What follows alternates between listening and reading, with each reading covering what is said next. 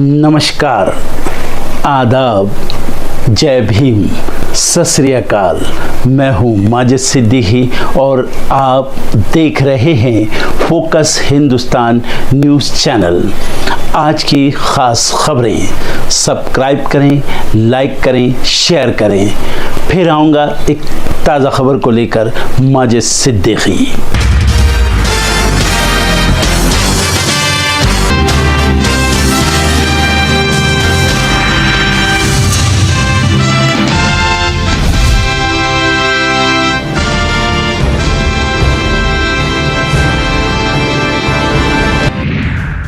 महायुति में मंत्रालय बंटवारे पर नहीं बनी बात। अब 15 दिसंबर को हो सकता है महाराष्ट्र में कैबिनेट विस्तार। One nation one election bill के साथ सरकार तैयार। सोमवार को लोकसभा में होगा पेश। चर्चा के लिए जेपीसी में भेजा जाएगा। जेल से रिहाई के बाद घर पहुंचकर बोले अल्लू अर्जुन, कानून का सम्मान करता हूं। लोकसभा में आज होगी संविधान पर चर्चा। राहुल गांधी देंगे भाषण। निशाने पर रहेगी मोदी सरकार। किसानों ने लिया आज दिल्ली कूच का फैसला। पुलिस ने कसी कमर। चप्पे चप्पे पर सुरक्षा कर्मी तैनात। झारखंड में हेमंत सरकार की महिलाओं के लिए बड़ी घोषणा। आज मिलेगी मैया सम्मान योजना की बढ़ी हुई राशि। 2500 रुपए देने के लिए संथाल को चुना। पश्चिम बंगाल में भी बनेगा भव्य राम मंदिर। भाजपा ने किया ऐलान। ममता सरकार पर लगाए गंभीर आरोप। हाजीपुर में लालू यादव ने अचानक रुकवाया काफिला। समर्थक से मंगवाया गर्मा गर्म लिट्टी चोखा और हरी मिर्च। दिल्ली के स्कूल को फिर मिली धमकी। पुलिस और फायर ब्रिगेड की टीम जांच में जुटी। गाबा में फिर इंद्रदेव हुए मेहरबान। बारिश में धुल सकता है दूसरे सेशन का खेल।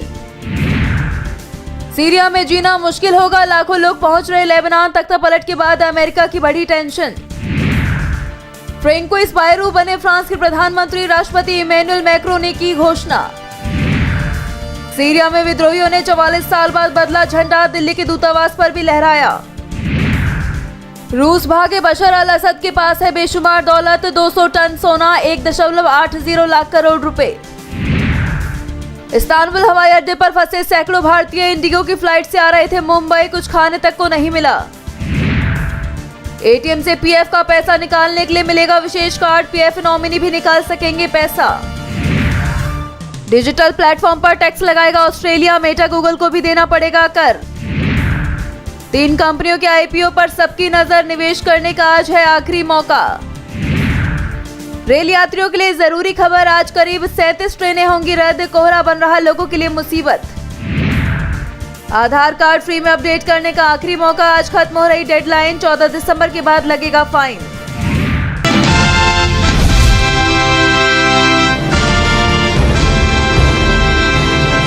महाराष्ट्र में कैबिनेट विस्तार से पहले गहमा गहमी जारी है। इस बीच उप मुख्यमंत्री अजित पवार की पार्टी एनसीपी ने वित्त मंत्रालय पर दावा ठोक दिया है। एनसीपी प्रवक्ता अमोल मिटकरी का बड़ा बयान सामने आया है। उन्होंने कहा कि अजित पवार को वित्त मंत्रालय नहीं मिला तो सरकार का कोई मतलब नहीं रह जाएगा। मिटकरी ने कहा कि 2024 के चुनावों से पहले पूरे महाराष्ट्र ने लाडली बहना योजना और किसानों के बिजली बिलों की माफी जैसी कल्याणकारी योजनाओं को लागू होते देखा। योजनाओं को लागू करते समय वित्त मंत्री के रूप में अजित पवार ये सुनिश्चित करेंगे कि राज्य पर अतिरिक्त वित्तीय बोझ न पड़े। अगर महाराष्ट्र में वित्त अनुशासन सुनिश्चित करना है तो वित्त विभाग अजित पवार को मिलना चाहिए, नहीं तो सरकार का मतलब ही क्या है। बता दें कि बीते दिन अजित पवार दिल्ली में थे। इस दौरान उन्होंने केंद्रीय गृह मंत्री अमित शाह से मुलाकात की। माना जा रहा है कि उन्होंने मंत्रियों की संख्या और मंत्रालयों पर भी अपनी मांग अमित शाह के सामने रखी थी।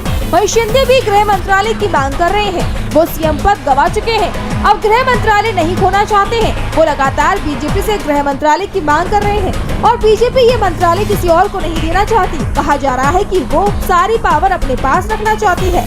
ऐसे में बीजेपी के सहयोगी दलों ने ही पार्टी के सामने बड़ी चुनौती खड़ी कर दी है।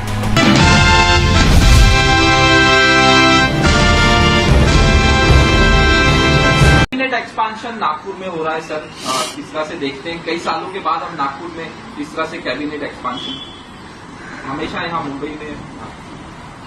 मुंबई में करने की हिम्मत नहीं है। नागपुर में अधिवेशन है। सबसे पहले मुख्यमंत्री का एक जुलूस निकलेगा वहां। मुझे लगता है मुख्यमंत्री का जुलूस निकालने से पहले ये लोगों ने ईवीएम का जुलूस निकालना चाहिए। ईवीएम का जुलूस निकालना चाहिए और पहले कैबिनेट में घोषणा करनी चाहिए कि हम ईवीएम का सबसे बड़ा मंदिर आरएसएस मुख्यालय के सामने बनाएंगे। हाँ, मोतीबाग में क्या बोलता हूं, मोतीबाग है ना उधर, एक ईवीएम का मंदिर बनाएंगे ये लोग, अभी जुलूस निकालेंगे। इस राज्य को 1 महीना हो गया, सरकार नहीं है, एक मुख्यमंत्री है, 2 उप मुख्यमंत्री है, किसके पास कौन से विभाग है किसी को पता नहीं। महाराष्ट्र में दर दिन गांव-गांव में हत्याएं, खून, बलात्कार, रेप हो रहा है। हाँ, उसके बारे में मुख्यमंत्री जवाब नहीं दे पा रहे हैं। सबको मलईदार विभाग चाहिए, जनता मर रही है। हाँ, किसी के पास ना हेल्थ डिपार्टमेंट, ना एजुकेशन डिपार्टमेंट, ना परिवहन, पूरा अराजकता फैली है महाराष्ट्र में। ईवीएम से बनी हुई ये सरकार है, उनको दिमाग नहीं है, उनके दिमाग में सिर्फ ईवीएम है, दिमाग नहीं है।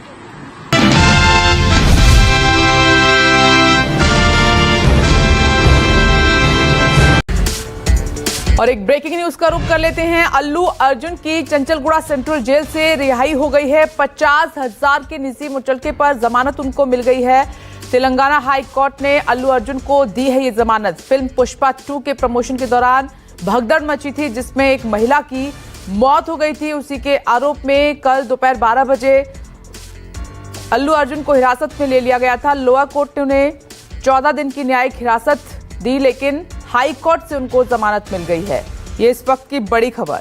4 दिसंबर का है ये मामला। हैदराबाद में संध्या थिएटर अचानक से अल्लू अर्जुन पहुंच जाते हैं और भगदड़ मच जाती है, जिसमें एक महिला की मौत हो गई। लेकिन हालांकि अल्लू अर्जुन के वकील का ये कहना है कि हमने 2 दिन पहले जो है, उनकी टीम का ये कहना है कि 2 दिन पहले पुलिस को सूचित किया था, उसके बावजूद भी वहां पर पर्याप्त सुरक्षा नहीं मिली है। देखिए तस्वीरें हम आपको दिखा रहे हैं जब अल्लू अर्जुन रिहा होकर, उन्होंने पूरी रात जेल के बैरक में बिताई है और उसके बाद रिहा होकर जाते हुए आप उनको देख सकते हैं। Pushpa fame Allu Arjun.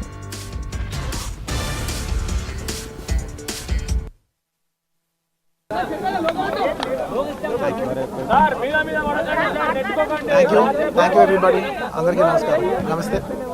I like to first thank everybody from all over the country for all your love and support. Thank you each and everybody from all the industries, all the states and all the Indians across the world. Thank you so much for your love and support. I'm very humbled, and I like to thank all my fans for their immense love and support. Thank you. I'm safe. Bane unnanu, nothing to worry. I'm doing well. Thank you very much. And I also like to tell that I'm a law-abiding citizen. I respect the law, and I will cooperate with them, and I'll do the needful. And very importantly, I would like to give my condolences once again to the family. It is very unfortunate that we went to watch a film and there was an accident, that is totally unintentional. We went to watch a movie and due to an unfortunate accident, there's been a loss of a person, and we're always very sorry for whatever's genuinely happened, and it's purely out of my personal control, and I've been doing that for the last 20 years. Last 20 years I've been going to watch my films, and I've been to that place not just only for my film, for my uncle's films. I've been there more than 30 times in my life. Never something like this has ever happened. It is purely accidental, purely unfortunate, and I will be there for the family to support them in whatever way I can. We can never cover the loss of the death of a person, but in whatever possible way I will be there for the family to support them. And once again, I like to thank each and every one of you from all over. बहुत शुक्रिया सबके लिए. अंदर की प्रति ఒక్కరికి చూసే ప్రతి ఒక్కరికి ధన్యవాదాలు తెలియజేసుకుంటున్నాను. థ్యాంక్ యూ అండి. Thank you.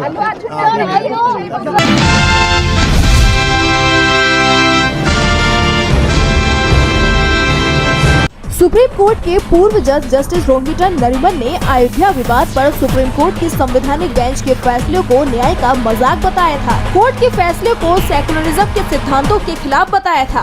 सुप्रीम कोर्ट की जिस संवैधानिक बेंच ने अयोध्या विवाद पर फैसला सुनाया था, इसमें जस्टिस चंद्रचूड़ भी शामिल थे। इसके अलावा जस्टिस नरीमन ने वर्शिप एक्ट को लेकर पूर्व सीजेआई डीवाई चंद्रचूड़ पर भी सवाल उठाए थे और अब जस्टिस चंद्रचूड़ ने अपने ऊपर लगे आरोपों पर सफाई दी है। उन्होंने कहा कि फैसला सबूतों के विस्तृत विश्लेषण पर आधारित था और अब इस पर कुछ और दावा करना तथ्यात्मक रूप से सही नहीं होगा। चंद्रचूड़ ने कहा कि इस फैसले का एक पक्ष था और अब इसकी आलोचना करना या पक्ष लेना मेरा काम नहीं। अब ये फैसला सार्वजनिक संपत्ति है और इस पर दूसरे ही बात करेंगे। उन्होंने कहा कि जस्टिस नरीमन एक स्वतंत्र देश के नागरिक हैं और उनकी आलोचना इस बात का समर्थन करती है कि धर्मनिरपेक्षता के सिद्धांत भारत में जीवित है, क्योंकि धर्मनिरपेक्षता के महत्वपूर्ण सिद्धांतों में से एक अंतरात्मा की स्वतंत्रता है। पूर्व सीजेआई ने कहा कि मैं अब अपने फैसले का बचाव नहीं करना चाहता, क्योंकि मैं ऐसा नहीं कर सकता। हमने 5 जजों ने इस केस पर फैसला दिया और तर्क भी दिया है। इस कारण हर न्यायाधीश फैसला का हिस्सा है और हम अपने फैसले के शब्द पर अडिग हैं। उन्होंने संविधान का जिक्र करते हुए कहा कि संविधान न केवल एक राजनीतिक दस्तावेज बल्कि सामाजिक परिवर्तन के लिए एक दृष्टिकोण वाला दस्तावेज भी है। जीवी लाइव की रिपोर्ट।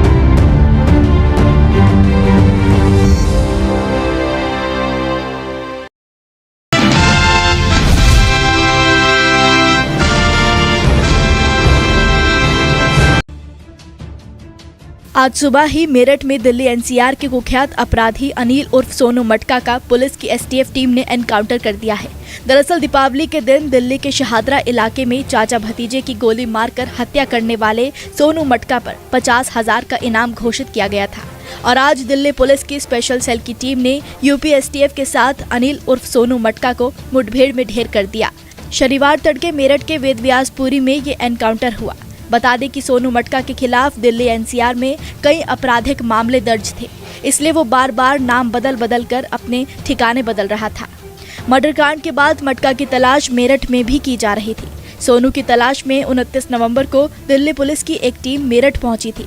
पता चला था कि वो अपेक्स सिटी में दीपक जाट के नाम से रह रहा था, लेकिन पुलिस के पहुंचने से पहले वो फरार हो गया था। शहादरा के फर्श बाजार थाना इलाके की बिहारी कॉलोनी में 31 अक्टूबर की रात हुए सनसनीखेज डबल मर्डर के बाद दिल्ली पुलिस शूटर अनिल उर्फ सोनू मटका की तलाश में जुटी थी। सोनू 2014 में हुए शकरपुर मर्डर में जेल में बंद था, लेकिन 2021 में पत्नी के ऑपरेशन के नाम पर पैरोल लेकर बाहर आ गया था, जिसके बाद जून 2021 में उसे जेल में सरेंडर करना था, लेकिन वो वहां से फरार हो गया। इतना ही नहीं, सोनू मटका और अजय उर्फ विजय समेत गैंग के अन्य मेंबरों ने 26 मई 2022 को लाहौरी गेट और 7 अक्टूबर 2022 को करोल बाग के गफ्फार मार्केट में करोड़ों की डकैती डाली थी। गैंग के मेंबर पकड़े गए थे, लेकिन ये दोनों कैश लेकर गायब हो गए थे। शुक्रवार रात उसकी लोकेशन मेरठ में मिली, फिर एसटीएफ के साथ मिलकर ऑपरेशन प्लान किया। शनिवार सुबह हुई मुठभेड़ में दिल्ली पुलिस की स्पेशल टीम भी साथ थी। दिल्ली पुलिस की स्पेशल टीम को सूचना मिली थी कि सोनू मटका मेरठ के टीपी नगर वेदव्यासपुरी में आने वाला है। दिल्ली पुलिस ने एसटीएफ को इसकी सूचना दी। दोनों की ज्वाइंट टीम सुबह 7 बजे वेदव्यासपुरी पहुंच गई। सोनू मटका बाइक पर किसी का इंतजार कर रहा था। पुलिस को देखकर वो वहां से भागने लगा। पुलिस ने पीछा किया तो उसने फायरिंग शुरू कर दी। 5 से 6 गोलियां पुलिस टीम पर फायर की गई। पुलिस ने भी जवाबी फायरिंग की, जिसमें लगातार गोलियां चलाते वक्त गोली सोनू मटका को लग गई। वो बाइक से गिर पड़ा।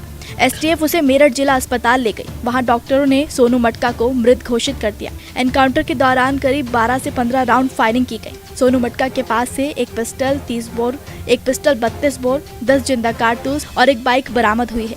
उस पर करीब 12 हत्या और डकैती के मुकदमे दिल्ली और यूपी में दर्ज थे। सोनू मटका हाशिम बाबा और उमेश पंडित गैंग से जुड़ा हुआ था।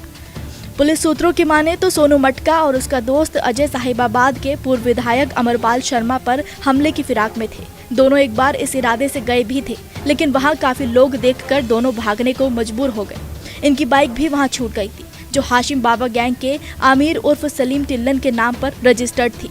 दिल्ली की स्पेशल क्राइम ब्रांच ने 30 नवंबर को अजय को गाजियाबाद के खोड़ा कॉलोनी से अरेस्ट कर लिया था। पुलिस उससे सोनू मटका के बारे में जानकारी जुटा रही थी। दिल्ली के शहादरा इलाके में दिवाली की रात 40 साल के शख्स आकाश शर्मा और उनके भतीजे की गोली मारकर हत्या कर दी गई थी। फायरिंग में उनका 10 साल का बेटा भी घायल हुआ था। इस वारदात का सीसीटीवी फुटेज भी सामने आया था। गोलीबारी के बाद दोनों आरोपी स्कूटी से भाग गए। पुलिस ने इस मामले में लड़के को पकड़ लिया था, लेकिन शूटर सोनू मटका फरार चल रहा था। पुलिस का दावा है कि अनिल मटका ने सुपारी लेकर ये वारदात को अंजाम दिया था।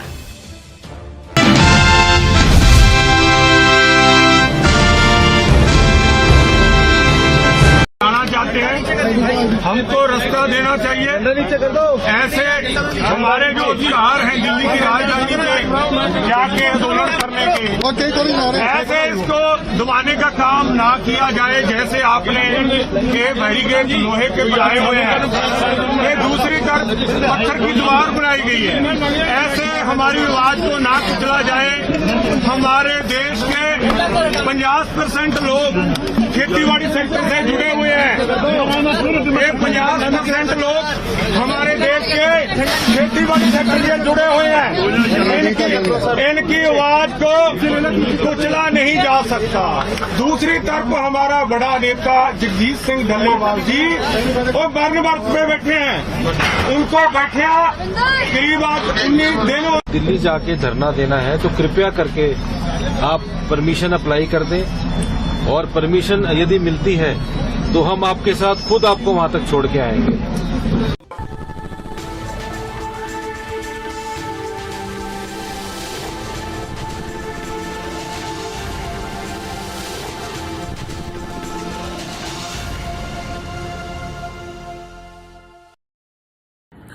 दोस्तों आज मैं आपको बताने वाला हूं कि अगर आपकी बॉडी में मैग्नीशियम की डेफिशिएंसी हो जाए तो आपको क्या क्या प्रॉब्लम हो सकती है। सबसे पहले इंसोमेनिया, नींद ना आना, स्लीपिंग डिसऑर्डर, इंसान सारी रात करवटें बदलता है, नींद नहीं आती, स्ट्रेस लेवल, एंजाइटी बढ़ जाती है इससे, क्योंकि कोर्टिसोल हार्मोन को रोकने में मदद करता है। और अगर आपकी बॉडी में मैग्नीशियम नहीं है तो कोर्टिसोल बढ़ जाता है, जिसकी वजह से स्ट्रेस और एंजाइटी हो जाती है।